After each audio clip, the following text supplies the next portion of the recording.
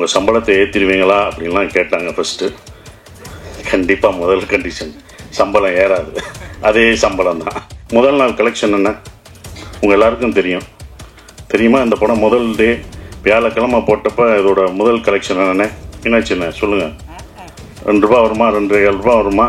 சுந்தரபாண்டியன் உங்களுக்கு எப்படி எல்லாருக்கும் பிடிச்சதோ, சின்ன பசங்கள்லேருந்து வயசானவங்க வரைக்கும் உங்களுக்கு எப்படி பிடிச்சதோ, இந்த படத்தில் வர தர்மதாஸ் கேரக்டர் எல்லாருக்கும் பிடிக்கும் சார்னு தேட்டரில் போய் பார்க்கும்போது அதை உணர்ந்தோம். ஒவ்வொரு தேட்டரும் படும்போது மக்கள் ரொம்ப நாளைக்கு அப்புறம் குடும்பமாக ஒரு தேட்டரில் படம் பார்க்குறேன். எல்லாம் ஓடிடியில் இருக்காங்க, வீட்டில் இருக்காங்கன்னு நினச்சிட்டு இருந்தோம். நல்ல படம் கொடுத்தா அவங்க வர்றாங்கன்றது இப்போ தெரிஞ்சுக்கிட்டேன். என்னுடைய ஹையஸ்ட் இது குட்டிப்புலி தான். சுந்தரபாண்டியனும் குட்டிப்புலி தான்.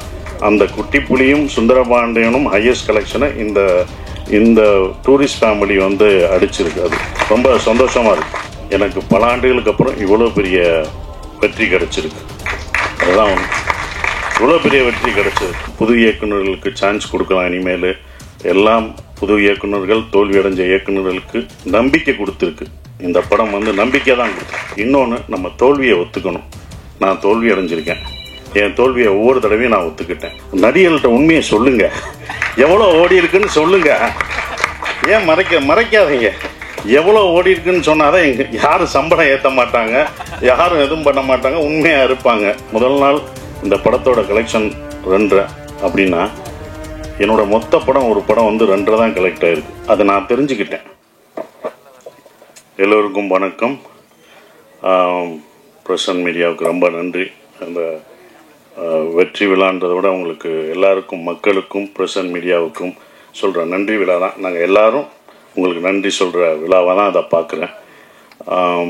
ரொம்ப சந்தோஷம். இந்த படம் பார்த்துட்டு நீங்கள் எல்லோரும் சொன்னீங்க, என்னோட பத்திரிக்கை நண்பர்கள்லாம் சொன்னாங்க, உங்கள் சம்பளத்தை ஏற்றிடுவீங்களா அப்படின்லாம் கேட்டாங்க ஃபஸ்ட்டு.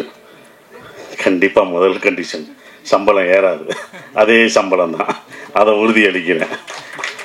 ஏன்னா இந்த பட்ஜெட்டில் இப்படி தான் எடுக்கணும்.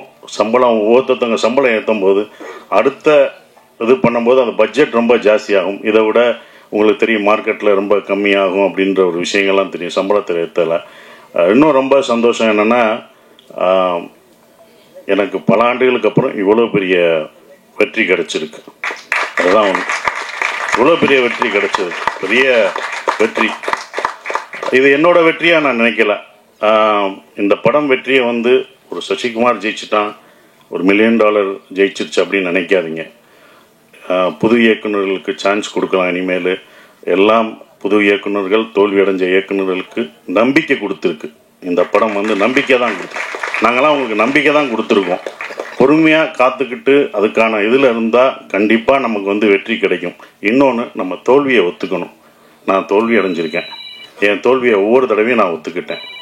இந்த படம் முதல் நாள் கலெக்ஷன் என்ன உங்கள் எல்லாருக்கும் தெரியுமா? இந்த படம் முதல் டே வியாழக்கிழமை போட்டப்போ இதோட முதல் கலெக்ஷன் என்னென்ன என்னாச்சுண்ணே சொல்லுங்கள். 2 ரூபா வருமா, 2.5 ரூபா வருமா? வந்துருச்சா? உண்மையை பேசுவோம். இதுக்கு போய் நடிகர்கள்ட்ட உண்மையை சொல்லுங்க, எவ்வளோ ஓடி இருக்குன்னு சொல்லுங்க. ஏன் மறைக்காதீங்க. எவ்வளோ ஓடி இருக்குன்னு சொன்னாதான் யாரும் சம்பளம் ஏற்ற மாட்டாங்க, யாரும் எதுவும் பண்ண மாட்டாங்க, உண்மையாக இருப்பாங்க. அப்போ நீங்கள் ஒவ்வொரு தடவையும் சொல்லும்போது தான், சார் இந்த 2 ஏன் நான் சொல்கிறேன்னா, முதல் நாள் இந்த படத்தோட கலெக்ஷன் 2 அப்படின்னா என்னோட மொத்த படம் ஒரு படம் 2 தான் கலெக்ட் ஆகிருக்கு. அதை நான் தெரிஞ்சுக்கிட்டேன். ஸோ என்னுடைய இந்த படம் ஒரு படம் 2க்கும் ஓடி இருக்கு, இப்போ பல கோடிக்கு ஓடி இருக்கு. இதோட இது உங்களுக்கு தெரியும். இது பெரிய ஹையஸ்ட். என்னுடைய ஹையஸ்ட் இது குட்டிப்புலி தான். சுந்தரபாண்டியனும் குட்டிப்புலி தான். அந்த குட்டிப்புலியும் சுந்தரபாண்டியனும் ஹையஸ்ட் கலெக்ஷனை இந்த டூரிஸ்ட் ஃபேமிலி அடிச்சிருக்கு. அது ரொம்ப சந்தோஷமாக இருக்கு.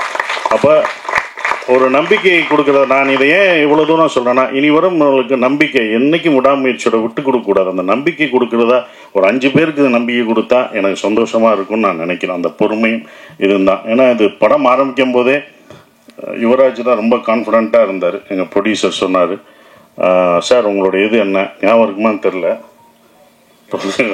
இது எவ்வளோ போகும்ட்டு. சார் உங்கள் இதை கண்டிப்பாக இந்த படம் மேலே என்னோட நம்பிக்கை வச்சது இந்த ப்ரொடியூசர்ஸ் 2 பேரும் தான். அவங்க தான் அது மேலே ரொம்ப நம்பிக்கை வச்சாங்க. சார் இது நல்லா வரும் சார், எனக்கு சுந்தரபாண்டியன் உங்களுக்கு எப்படி எல்லாருக்கும் பிடிச்சதோ, சின்ன பசங்கள்லேருந்து வயசானவங்க வரைக்கும் உங்களுக்கு எப்படி பிடிச்சதோ, இந்த படத்தில் வர தர்மதாஸ் கேரக்டர் எல்லாருக்கும் பிடிக்கும் சார்னு தேட்டரில் போய் பார்க்கும்போது அதை உணர்ந்தோம். ஒவ்வொரு தேட்டரும் படும்போது மக்கள் ரொம்ப நாளைக்கு அப்புறம் குடும்பமாக ஒரு தேட்டரில் படம் பார்க்குறேன். எல்லாம் ஓடிடியில் இருக்காங்க, வீட்டில் இருக்காங்கன்னு நினச்சிட்டு இருந்தோம். நல்ல படம் கொடுத்தா அவங்க வர்றாங்கன்றது இப்போ தெரிஞ்சுக்கிட்டேன். நான் தெரிஞ்சுக்கிட்டேன், இது எனக்கு தான். அப்போ எல்லாரும் தெரிஞ்சுக்கணுங்க. அப்போ ஃபேமிலியாக வர்றாங்க, ஏன்னா இவ்வளோ வர்றாங்க அப்படின்னும் போது அவங்க நல்ல படம் இந்த மாதிரி குடும்பத்தோடு ஒரு படம் பார்க்கலான்ற நம்பிக்கை கொடுத்துருக்கு. ஒரே மாதிரி படம் பண்ண வேணாம், டிஃப்ரெண்ட்டாக படம் பண்ணலாம், ஜானர் ஆஃப் படம் பண்ணலாம் அப்படின்ற ஒரு நம்பிக்கை இந்த படம் கொடுத்துருக்காதா நான் நினைக்கிறேன். இப்போ வரைக்கும் ஃபேமிலி தேட்டருக்கு வந்துக்கிட்டே இருக்காங்க. பெரிய குடும்பம் என்றைக்குமே அப்போ இருந்து இப்போ இருந்து ஒரு விஷயம் இருக்குது. ஏன்னா நாங்களும் தேட்டர் வச்சுருக்கோம். அந்த தேட்டர் கவுண்டர் பின்னாடி நான் உட்காந்துருக்கும்போது லேடிஸ் கவுண்டர்லாம் கூட்டம் வரும், பயங்கரமாக இருக்கும், கூட்டங்களாக நிற்கும். நாங்கள் சின்ன வயசில் உட்காந்து பார்க்கும்போது பார்ப்போம். அப்போ டிக்கெட்டில் உள்ளவங்களாம் சொல்லுவாங்க, எந்த படம் பெண்களுக்கு பிடிச்சி தாய்மார்களுக்கு பிடிக்கிற படங்கள்லாம் சூப்பர் ஹிட் ஆகும் அப்படின்னு அப்போ இருந்து சொல்கிறாங்க. அது இப்போ வரைக்கும் அது நடந்துக்கிட்டு தான் இருக்குது.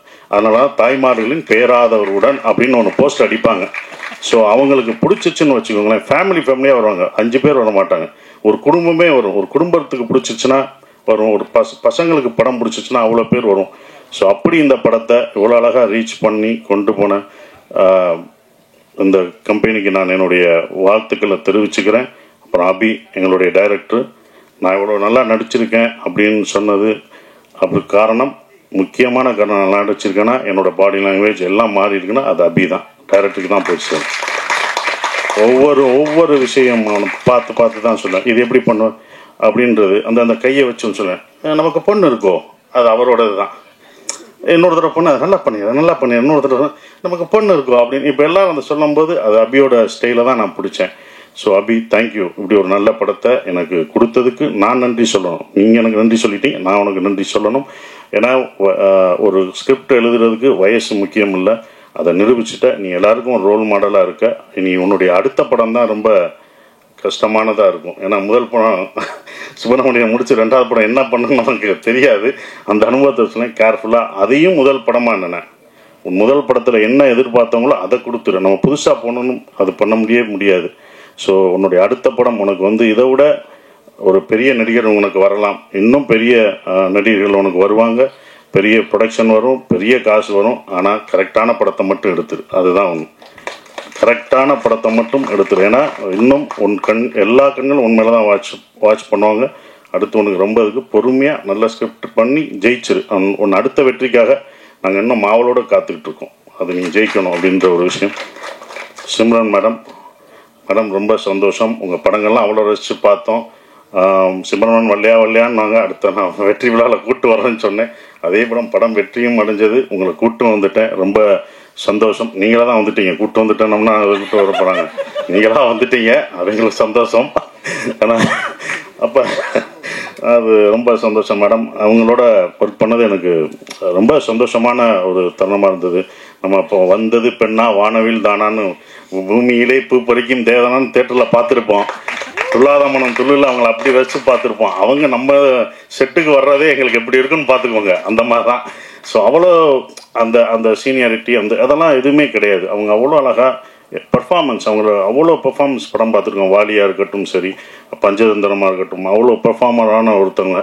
அவங்கள நாங்கள் நல்லா பார்த்துக்கணுன்ற ஒரு இதுதான் இருந்தது. அவங்கள மரியாதை, அவங்களோட உழைப்புக்கு நம்மளுடைய தமிழ்நாட்டில் நம்ம தமிழை கற்றுக்கிட்டு அவங்க தமிழ்நாட்டில் அப்படி இவ்வளோ படங்கள் பண்ணியிருக்காங்க. அவங்களுக்கு நம்ம எவ்வளோ ரெஸ்பெக்ட் கொடுக்கணும் அப்படின்றதான் எனக்கு செட்டுக்குள்ளே ரொம்ப இருந்தது. அது எல்லாருமே நாங்கள் கொடுத்துருக்கோம். உங்களுக்கு அவ்வளோ மரியாதையாக கொடுத்து உங்களை ஒரு ராணி போல் பார்த்துருக்கோன்ற நம்பிக்கை எங்களுக்கு இருக்குது. அது உண்மையான்றத நீங்கள் தான் சொல்லணும்.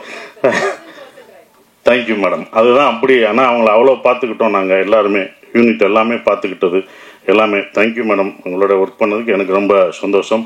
சூப்பர் ஸ்டார் கமலேஷ், நான் அப்பயே சொன்னேன், லிட்டில் சூப்பர் ஸ்டார். அவர் ரொம்ப சின்ன பையன், லிட்டில் சூப்பர் ஸ்டார் மாதிரி அழகாக சின்ன பையனாக இருந்தாலும் அவன், நான் அப்பயே சொன்னேன், அவன் காமெடியில் இந்த படத்தில் ஃபுல் காமெடி அவன் தான் பண்ணுவான் அப்படின்னு சொன்னேன். ஸோ அந்த என்டர்டெயின்மெண்ட் எங்கே போனாலும் கமலேஷை கேட்டுட்ருக்காங்க. இந்த மாதிரி படம் உனக்கு இன்னொன்று கிடைக்குமான்னு தெரில, சூப்பராக பண்ணிட்டீங்க. அப்புறம் யோகலட்சுமி, சௌந்தர்யா இவங்கெல்லாம் நடித்தது ரொம்ப சந்தோஷம்.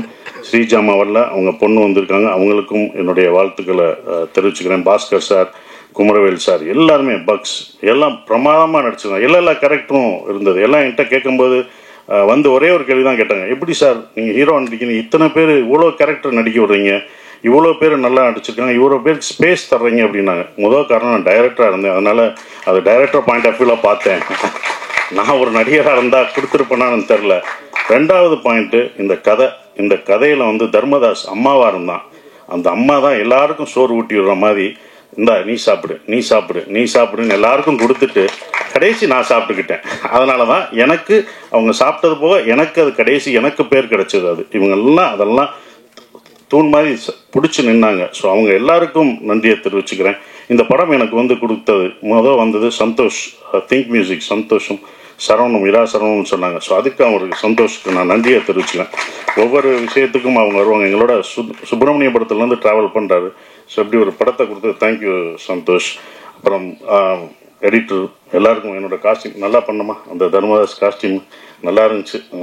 என்னடா கட்டம் பட்டது, என்னடா கிரே கலராக கொடுக்குறாங்க. நாங்கள் அப்போ அதுக்கு ஒரு காரணம் சொன்னாப்புல, சார் கிரே நீங்கள் வேலை கிடைக்கிற வரைக்கும் கிரே போடுவீங்க, அதுக்கப்புறம் வேலை கிடைச்சோன்னே வேறு மாறுவீங்கன்னு சொன்னீங்க. அந்த போஸ்டரே அந்த காஸ்டியூமே உங்களுக்கு ரொம்ப அதான் அந்த டிசைன்ஸ் ரொம்ப பிடிச்சது. நான் ஆரம்பத்திலே சொன்னேன், இந்த படம் வந்து உலக தமிழர்கள் மட்டும் இல்லை, உலக லெவலில் இந்த படம் பெரிய வெற்றி அடையும்னு நான் சொன்னேன். கண்டிப்பாக உலகத்தில் எல்லா பேரும் அவ்வளோ ரசித்து பார்க்குறாங்க. அந்த ஈழத்தமிழ் பேசின விஷயத்த அண்ணா அப்படின்னு அவ்வளோ இது பண்ணுறாங்க. நீங்கள் எப்போனா எங்கள் ஊருக்கு வருவீங்க எல்லான்னு கேட்டுட்ருக்காங்க. அபி, இது யாருக்கும் கிடைக்காத ஒன்று கிடச்சிருக்கு. இனி உங்களை அப்படி கொண்டாடுவாங்க. வெளிநாடு போனால் நம்ம ஊரில் நம்ம மக்கள் எப்போதும் கொண்டாடுவாங்க, ஆனால் வெளிநாட்டில் அவங்க இன்னும் உன்னையும் எல்லாரும் இந்த டீமில் இந்த படத்தில் நடித்தவங்க எல்லாத்தையும் அவ்வளோ ரசித்து கொண்டாடுவாங்கன்ற நம்பிக்கை எனக்கு இருக்குது. ஏன்னா வெளிநாடுகளில் இந்த படம் அவ்வளோ வெற்றி அடைஞ்சிருக்கு, ஹையஸ்ட்டாக போயிட்டுருக்குன்றாங்க, பல தேட்டர்களில் போயிட்டுருக்குன்றாங்க. ஸோ அது ரொம்ப சந்தோஷத்தை கொடுக்குது. மறக்க முடியாத ஒரு விஷயமா இருக்குது. எல்லாருக்கும் நன்றி சொல்லிட்டேன். ஷான், நாங்கள் 2 பேரும் நிறைய தடவை ட்ராவல் பண்ணியிருக்கோம். அதுவும் இந்த ப்ரமோஷனில் தான் ரொம்ப பழக்கம் அடைஞ்சது. அப்புறம் எங்களுடைய எழுத்தாளர் கவிஞர் மறக்கவே முடியாது மோகன்ராஜ், முதல் படத்தில் இது பண்ணுறது இப்போ வரைக்கும் ட்ராவல் பண்ணது மறக்கவே முடியாது. ஸோ எல்லாருக்கும் நன்றியை தெரிவிச்சுக்கிறேன். அப்புறம் விஜய், அவங்கெல்லாம் வந்து ப்ரொமோஷன், இதில் வந்து ப்ரொடக்ஷனில் ரொம்ப சொல்கிறது ப்ரொமோஷன் தான். அவ்வளோ இது பண்ணிட்டாங்க தம்பி. ப்ரொமோஷன்லாம் ரொம்ப அழகாக சிறப்பாக என்ன பண்ணணும் அப்படின்னு அதுக்கே தனியாக அவங்க செலவழிச்சாங்க. அதெல்லாம் நான் கற்றுக்கிட்டேன். ஒரு படத்தை வந்து எடுக்கிறது பெருசு இல்லை, அதை கொண்டு போய் மக்கள்கிட்ட சேர்க்கறது தான் ரொம்ப முக்கியமான விஷயம். அதை அவ்வளோ அழகாக சேர்த்தாங்க. விஜயும் வெங்கட்டும் அதுக்கு முக்கிய ஒரு விஷயமா இருந்து அதை கொண்டு போனாங்க. ஹரீஷன் இருக்கார், அவர் வந்து எல்லாத்தையும் எங்களை சேர்க்கறது ரொம்ப கஷ்டம். இவங்கெல்லாம் டேட் வாங்கி இவங்கெல்லாம் ஒன்று இணைச்சி அந்த ஒரு நாள் கொண்டு வர்றது ரொம்ப சந்தோஷமாக இருந்தது. அதுக்கு நன்றியை தெரிவிச்சுக்கிறேன். குறிப்பாக மறுபடியும் நம்ம யுவராஜுக்கு சொல்கிற ஒரே ஒரு விஷயம், ரொம்ப நன்றி. ஏன் சொல்கிறேன்னா, இந்த பட்ஜெட்டாக இது இந்த படம் எடுக்கல, அவங்க 2 படம் எடுத்திருக்காங்க. 2 படத்தோட இந்த படத்தோட பட்ஜெட் ஜாஸ்தி தான். நானே சொல்லுவேன், வேணாம் இவ்வளோ போகாதீங்க அப்படின்னு நான் சொல்லுவேன். அவங்களோட சண்டைலாம் போட்டிருக்கேன், வேணாம் என்னை வச்சு மினிமம் பட்ஜெட்டில் எடுங்க, இவ்வளோ போகாதீங்க அப்படின்வேன். அது அவருக்கும் சொல்லியிருக்காங்க, இவரை வச்சு ஏன் எடுக்கிறீங்க, இது போகாம என்னன்னு பார்த்துக்கோங்கன்னு அவருக்கும் சொல்லியிருக்காங்க. அவர் என் மேலே நம்பிக்கை வச்சுருந்தாரு.